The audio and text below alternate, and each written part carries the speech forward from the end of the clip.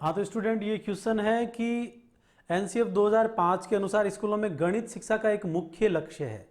देखो ऐसे question exam में पूछने की संभावना इसलिए रहती है क्योंकि इसके जो चारों पॉइंट दिए गए हैं वो गणित शिक्षण के ही उद्देश्य हैं, लेकिन आपको उनमें से किसी एक को प्रायोरिटी देनी है, आपको प्राथमिकता देनी है। तो देखिएगा, पहला पॉइंट दे रखा है संख्यात्मक कौशल विकसित करें, बिल्कुल मैथ के द्वारा होता है। समस्या सुलझाने के कौशल को बढ़ाएं, बिल्कुल ये भी होता है। विश्लेषणात्मक क्षमता, एनालिटिकल अप्रोच डेवलप होती है, क्योंकि उसके बिना तो समस्या समाधान संभव है ही नहीं। अगला पॉइंट आता है बच्चे की विचार प्रक्रिया यानी उसके थिंकिंग लेवल का गणित करें। तो ज्यादा कंफ्यूजन होता है स्टूडेंट्स ऑप्शन बी और डी में। ज्यादातर स्टूडेंट का ध्यान रहता है कि बच्चे की विचार प्रक्रिया का गणित करें। तो प्रत्येक बच्चे की विचार प्रक्रिया अलग अलग होती है, सारे बच्चे समस्या का समाधान करें ऐसा जरूरी है नहीं। तो विचार प्रक्रिया के द्वारा ही हम समस्या का क्या करते हैं, समाधान। जब मैंने आपको गणित शिक्षण के दृष्टिकोण बताए थे तो मैंने आपको दो महत्वपूर्ण पॉइंट बताए थे, उन दोनों में से देख लो आपका क्वेश्चन तैयार हो गया है। या तो क्वेश्चन कहां से आता, अमूर्त चिंतन का विकास करना या फिर समस्या समाधान की क्षमता को बढ़ावा देना। तो इसका आंसर क्या हो जाएगा स्टूडेंट्स, समस्या सुलझाने के कौशल को बढ़ावा देना ही गणित शिक्षण का क्या है, मुख्य उद्देश्य है। इसी प्रश्नों की श्रृंखला में हम आगे बात करते हैं स्टूडेंट्स, देखिएगा। अच्छा एक और देखिएगा, ये स्क्रीनशॉट है। यहां पर एक महत्वपूर्ण चीज बताऊंगा मैं, क्योंकि जनरली सभी को याद होता है कि एनसीएफ 2005 के अध्यक्ष कौन है, प्रोफेसर यशपाल। यशपाल कमेटी हमने पढ़ी थी। तो प्रोफेसर यशपाल इस टाइम यूजीसी के अध्यक्ष थे, यूनिवर्सिटी ग्रांट कमीशन के अध्यक्ष थे। और एनसीएफ 2005 की अध्यक्षता किसने की थी, यशपाल सिंह ने। ये सभी को पता होता है, लेकिन क्वेश्चन यहां से नहीं आएगा क्योंकि बच्चों को केवल यही पॉइंट याद होता है। क्वेश्चन डेफिनेटली यहां से पूछा जा सकता है, याद रखना। एनसीएफ 2005 के निदेशक यानी डायरेक्टर कौन थे, तो इसका आंसर स्टूडेंट यशपाल सिंह नहीं आएगा। इसका आंसर क्या आएगा, प्रोफेसर कृष्ण कुमार। बहुत महत्वपूर्ण तथ्य मैं आपको बता दूं, ये सबको पता होता है कि एनसीएफ 2005 के अध्यक्ष कौन थे, प्रोफेसर यशपाल, लेकिन इसके निदेशक यशपाल नहीं थे। इसके निदेशक का नाम पूछे तो आंसर क्या आ जाएगा स्टूडेंट्स, प्रोफेसर कृष्ण कुमार। इसके साथ साथ मैंने आपको यह भी बताया था कि एनसीईआरटी से जो 3 सदस्य थे कमेटी में, उनमें एक सदस्य राजस्थान से थे, उनका नाम क्या था, रोहित धनकर, जो कि जयपुर से थे। नाम याद रखना, वो भी क्वेश्चन आ सकता है एनसीईआरटी के सदस्यों में से राजस्थानी कौन थे। और ये भी आ सकता है कि एनसीएफ 2005 का निदेशक पूछे तो आंसर क्या हो जाएगा स्टूडेंट्स, प्रोफेसर कृष्ण कुमार। अब एज ए क्वेश्चन ही हो गया ये। इस अगली कड़ी में स्टूडेंट्स हम बात कर रहे हैं, अगला क्वेश्चन अपने आ रहा है, देखिएगा। राष्ट्रीय पाठ्यचर्या की, अच्छा ये क्वेश्चन तो हमने कर लिया था अभी। अच्छा ये अलग क्वेश्चन है, देखिएगा। क्वेश्चन है राष्ट्रीय पाठ्यचर्या रूपरेखा 2005 के अनुसार गणित शिक्षण का मुख्य उद्देश्य। तो यहां पर भी हम बात किसकी कर रहे हैं, गणित शिक्षण की बात कर रहे हैं, लेकिन क्वेश्चन की लैंग्वेज यहां पर थोड़ी सी चेंज है। तो देखिएगा यहां पर भी हम बात किसकी कर रहे हैं, मुख्य उद्देश्य की। तो मैंने आपको बताया था ऐसे क्वेश्चनों की समस्या क्या है, पॉइंट लगभग सारे राइट है, लेकिन आपको किसी एक को प्रायोरिटी देनी है। पहला पॉइंट क्या दे रखा है, बच्चे को अंकगणित का ज्ञान देना, बिल्कुल है, लेकिन ये आंसर नहीं होगा। क्या हम केवल अंकगणित का ज्ञान देते हैं क्या, बीजगणित, रेखा गणित सभी का ज्ञान देते हैं। अगला देखिएगा, बच्चे में गणित के प्रति रुचि पैदा करना, बिल्कुल इंटरेस्ट डेवलप करते हैं, लेकिन केवल इंटरेस्ट डेवलप करने का मतलब ही ज्ञान की प्राप्ति हो जाना नहीं होता है। अगला पॉइंट देखिएगा, बच्चों में तार्किक चिंतन तथा समस्या समाधान का विकास करना। तो सीधा सीधा आंसर आपके सामने पड़ा, इसका आंसर क्या हो जाएगा, एक तो बच्चे में तार्किक चिंतन का विकास करेंगे, और साथ ही साथ अभी हमने पिछले क्वेश्चन में भी एक नाम आया था कि मुख्य उद्देश्य क्या होता है इसका, समस्या समाधान। तो इसका आंसर क्या हो जाएगा, बच्चों में तार्किक चिंतन तथा समस्या समाधान की योग्यता का विकास करना। अच्छा क्वेश्चन था ये भी।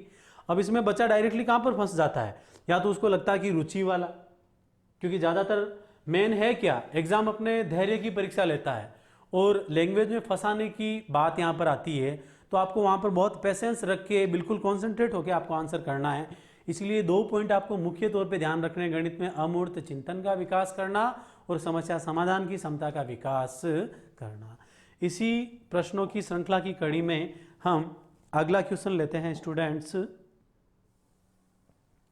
अगला क्वेश्चन आ रहा देखिएगा, किसने एनसीएफ को शिक्षा की राष्ट्रीय प्रणाली विकसित करने के साधन के रूप में प्रस्तावित किया था? तो मैंने आपको बताया था, साधन का मतलब मैंने आपको बताया था कि एनसीएफ 2005 का बेस या जो आधार है वो क्या था? तो मैंने आपको बताया था स्टूडेंट, राष्ट्रीय शिक्षा नीति एनपीई 1986। और इसके साथ साथ क्या था? प्रोग्राम ऑफ एक्शन 1992 या संशोधित शिक्षा नीति भी था, लेकिन वो 1992 की बात है। यदि ऑप्शन में 86 और 1992 दोनों दिए हुए हो तो आंसर क्या हो जाएगा? ए व बी दोनों। लेकिन दोनों को अलग अलग दिया हुआ है, तब इसका आंसर क्या होगा स्टूडेंट्स? राष्ट्रीय शिक्षा नीति 1986। मैंने आपको बताया था यहां पर साधन के रूप में या बेस या आधार के रूप में आंसर क्या आता है? राष्ट्रीय शिक्षा नीति, national policy on education 1986, NCF 2005 का साधन या इसका क्या है? आधार है। और यदि ऑप्शन में यह दिया हुआ होता कि ए और बी दोनों, तब आंसर क्या हो जाता? आंसर सी एक अलग। वो तो क्वेश्चन फॉर्म करने का तरीका है। क्वेश्चनों की श्रृंखला में हम आगे बात करते हैं स्टूडेंट्स।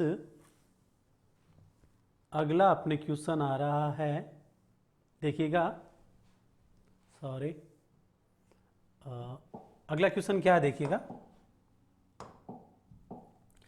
एनसीएफ 2005 के अनुसार मीडिया और शैक्षिक प्रौद्योगिकी महत्वपूर्ण है, बिल्कुल है, लेकिन शिक्षक देखो, अब यहां पर आपको एलिमिनेट राउंड करता है। देखो पहला पॉइंट क्या दे रखा? मीडिया और एजुकेशन टेक्नोलॉजी की बात हम इसके अंतर्गत करते हैं, लेकिन पाठ्यचर्या शिक्षक केंद्रित नहीं होती, ये कैसी होती है? बाल केंद्रित। तो पहला ऑप्शन यहां पर क्या हो जाएगा? गलत हो जाएगा। सेकंड ऑप्शन देखिएगा, शिक्षक की तुलना में मीडिया और शैक्षिक प्रौद्योगिकी अधिक महत्वपूर्ण है, ठीक है, ये पॉइंट बिल्कुल सही है। अगला पॉइंट दे रखा, शिक्षकों की आवश्यकता नहीं है, तो ये पॉइंट तो गलत हो जाएगा, क्योंकि बिना टीचर के तो ये पॉइंट संभव हो ही नहीं पाएगा। तो इसका आंसर सीधा सीधा क्या हो जाएगा कि शिक्षक की तुलना में यहाँ पर ज्यादा महत्व किसको दिया गया है? मीडिया यानी मल्टीमीडिया। और किसको दिया गया? शैक्षिक प्रौद्योगिकी को, क्योंकि हमने आपको बताया था शिक्षक की भूमिका महत्वपूर्ण नहीं होकर मात्र सुविधा प्रदाता, सहजकर्ता या एज ए फैसिलिटेटर होती है, महत्वपूर्ण भूमिका नहीं होती है। उसकी बजाय यहाँ पर हम किसको बढ़ावा देते हैं? एजुकेशन टेक्नोलॉजी को और मीडिया के प्रयोग को बढ़ावा देते हैं। तो एलिमिनेटेड राउंड से ये क्वेश्चन आपका हो जाता है। क्वेश्चनों की अगली कड़ी में 2 या 3 क्वेश्चन और बचे हैं मात्र। तो देखिएगा स्टूडेंट्स, अगली कड़ी में अपना जो क्वेश्चन आता है यहाँ पर देखिएगा, बहुत प्यारा क्वेश्चन है, इसको समझना। देखिएगा, the aim of teaching English as per NCF 2005 is the creation of. NCF 2005 के अनुसार अंग्रेजी सीखने का उद्देश्य है। अंग्रेजी की हमने बात की थी एज ए सेकेंड लैंग्वेज। तो यहां पर अंग्रेजी का यूज द्विभाषा के लिए होता है, बाइलिंगुअलिज्म के लिए होता है, या मल्टीलिंगुअलिज्म यानी बहुभाषाविद के रूप में होता है, वो आपको देखना है। तो ये बहुत प्यारा क्वेश्चन है, क्योंकि ज्यादातर लोग यहां पर डाइवर्ट होते हैं बाइलिंगुअलिज्म यानी द्विभाषावाद से, लेकिन अंग्रेजी का यूज यहां पर एज ए मल्टीलिंगुअलिज्म यानी बहुभाषावाद के रूप में होता। तो याद रखना स्टूडेंट्स, इंग्लिश का यूज बाई लैंग्वेज के बराबर बजाय या द्विभाषाविद के बजाय किसके रूप में होता है? बहुभाषावाद या मल्टीलिंगुअलिज्म के रूप में होता है। अच्छा क्वेश्चन था, 2-3 क्वेश्चन और बच गए हैं। तो अगली कड़ी में देखिएगा स्टूडेंट्स, अगला क्वेश्चन अपना आता है, ये बहुत प्यारा क्वेश्चन है, ये डेफिनेटली एग्जाम में आ सकता है, मैं स्टार मार्क कर देता हूं, इसको थोड़ा समझना। क्वेश्चन दे रखा, शैक्षिक प्रौद्योगिकी एजुकेशन टेक्नोलॉजी को किस रूप में देखा जाना चाहिए?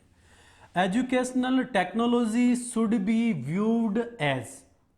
तो एजुकेशनल टेक्नोलॉजी का यूज परिशिष्ट के रूप में होना चाहिए, या एक विकल्प के रूप में होना चाहिए, या ऊपर के दोनों के रूप में होना चाहिए? ये क्वेश्चन इसलिए अच्छा है क्योंकि देखो, पहली चीज तो परिशिष्ट और विकल्प अपने आप में टिपिकल वर्ड है। तो ऐसे क्वेश्चन में आपको इंग्लिश लैंग्वेज ज्यादा इजी रहती है, उसके द्वारा आपको करने की कोशिश करना चाहिए। और इसका आंसर होगा स्टूडेंट, देखो, एक तो आता है एज ए सप्लीमेंट और एक आता है एज ए सब्स्टिट्यूट। तो इसका आंसर सब्स्टिट्यूट नहीं होगा, इसका आंसर क्या होगा स्टूडेंट? As a supplement. यानी शैक्षिक प्रौद्योगिकी का किस रूप में प्रयोग किया जाना चाहिए? परिशिष्ट के रूप में प्रयोग किया जाना चाहिए, यानी इसका यूज किसके रूप में करना चाहिए? एक सप्लीमेंट के रूप में करना चाहिए। कैसे? मतलब एजुकेशन टेक्नोलॉजी का एनसीएफ के अंदर हम यूज करते हैं, लेकिन क्या केवल एजुकेशन टेक्नोलॉजी से ही एनसीएफ में काम चल जाता है? इसके साथ साथ हम यहाँ पर टीचिंग लर्निंग मटेरियल यूज में ले सकते हैं, अलग अलग शिक्षण विधियां यूज में ले सकते हैं और अन्य इनोवेशंस का भी हम यूज कर सकते हैं।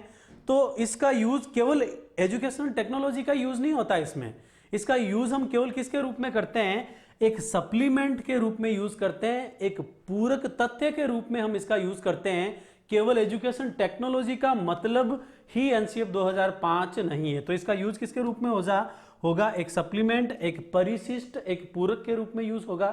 तो परिशिष्ट की जगह आपको नाम पूरक भी मिल सकता है, तो बेटर है आप वर्ड क्या याद करोगे? सप्लीमेंट। दूसरा ऑप्शन दे रखा विकल्प, सब्स्टिट्यूट। तो एजुकेशन टेक्नोलॉजी इसका विकल्प नहीं हो सकता, ठीक है ना। विकल्प का मतलब क्या है? आपने एक चीज को पूरी तरह से रिप्लेस करके उसका हूबहू या दूसरा उसका एज इट इज आप क्या ले आए हो? सब्स्टिट्यूट ले आए हो।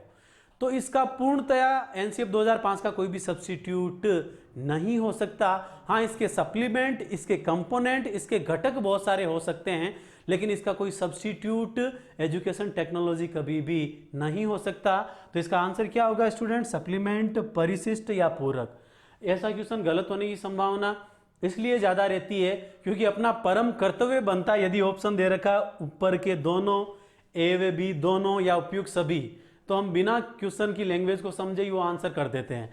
तो इसका आंसर ऊपर के दोनों नहीं होकर इसका आंसर क्या हो जाएगा स्टूडेंट्स? परिशिष्ट या सप्लीमेंट। क्वेश्चन डेफिनेटली पूछा जा सकता है, इसलिए मैंने इसको स्टार मार्क कर दिया है। क्वेश्चन की अगली कड़ी में हम स्टूडेंट्स यहां पर बात कर रहे हैं, देखिएगा थोड़ा माइक डिस्टर्ब हो गया है। देखिएगा स्टूडेंट्स, क्वेश्चन की अगली कड़ी में अपने अगला क्वेश्चन आ रहा है। 2 ही क्वेश्चन बचे हैं, आपका टॉपिक कंप्लीट हो जाएगा। ये बहुत सिंपल क्वेश्चन है, आप देखते ही पहचान जाओगे। देखिएगा, राष्ट्रीय पाठ्यचर्या रूपरेखा 2005 से इसकी समझ प्राप्त होती है। व्यवहारवाद, रचनावाद, संज्ञानात्मकवाद और मानवतावाद। आंसर सीधा सीधा पड़ा, इसका आंसर क्या हो जाएगा? रचनावाद। मैंने आपको बताया था कि एनसीएफ 2005 का मेन आधार ही क्या था? आपके कंस्ट्रक्टिविज्म, यानी बच्चा अपने ज्ञान का निर्माण स्वयं करता है, जिसको सृजनात्मकता, रचनात्मकता या अन्य नाम क्या दे सकते हैं? रचनावाद। सिंपल क्वेश्चन है, लेकिन अच्छा क्वेश्चन था क्योंकि ज़्यादातर बच्चे कंफ्यूज होते हैं, या तो कॉग्निटिव या फिर बिहेवियरिज्म या व्यवहारवाद से कंफ्यूज होते हैं। लेकिन इसका आंसर क्या होगा स्टूडेंट्स? रचनावाद। अब इस टॉपिक का सबसे लास्ट क्वेश्चन करने जा रहे हैं, इसके साथ ही ये क्वेश्चन आपका ये टॉपिक खत्म हो जाएगा। देखिएगा स्टूडेंट्स, लास्ट क्वेश्चन क्या दिया हुआ है? देखो, उच्च प्राथमिक स्तर अपर प्राइमरी लेवल पर सामाजिक विज्ञान की अवधारणाओं को विकसित करने के लिए सबसे उपयुक्त विधि। तो मैंने आपको विषयों के दृष्टिकोण बताए थे, उसी से रिलेटेड ये क्वेश्चन है। यदि आपको वहां पर अच्छे से समझ में आया था तो इजीली आंसर दे दोगे। देखिएगा क्या दिया हुआ है आंसर। पाठ्य पुस्तक में दिए गए सवालों के जवाब याद करना, तो आपको पता है रटने का तो खंडन करता है। अगला पॉइंट आ रहा प्रमुख विशेषताएं सूचीबद्ध करना, तो इसका आंसर यही हो जाएगा। अभी देखते हैं। अगला आ रहा निर्देशित प्रश्नों की एक श्रृंखला के माध्यम से सीखना। तो सोशल स्टडी को हम केवल प्रश्नों के माध्यम से नहीं सीख सकते, वहां पर आपका आलोचनात्मक दृष्टिकोण का विकास होना चाहिए। आपको चीजों को अच्छे से समझोगे आप, तभी उसको आप क्लासीफाई कर पाओगे, आप सूचीबद्ध कर पाओगे। चौथा पॉइंट दे रखा परिभाषाओं के माध्यम से सीखना। तो हर चीज को आप परिभाषा या डेफिनेशन के माध्यम से नहीं सीख सकते, तो इसके माध्यम से आप एक आलोचनात्मक दृष्टिकोण का विकास करते हो एसएसटी या सामाजिक अध्ययन में। और आलोचनात्मक दृष्टिकोण का जब आप में विकास हो जाएगा तो आप चीजों को क्लासीफाई कर पाओगे, वर्गीकृत कर पाओगे, या इसी को ही हम सीधी भाषा में क्या कह सकते हैं कि इसकी प्रमुख विशेषताओं को क्या किया जा सकता है? सूचीबद्ध करना जो है वो किसका उद्देश्य हो जाएगा? सामाजिक विज्ञान का उद्देश्य हो जाएगा। तो स्टूडेंट्स, आज की क्लास में हमने एनसीएफ 2005 के टॉपिक को कंप्लीट किया। अगली क्लास में हमारी मुलाकात फिर होगी एक नए टॉपिक के साथ, एक नई ऊर्जा के साथ। Okay, thanks.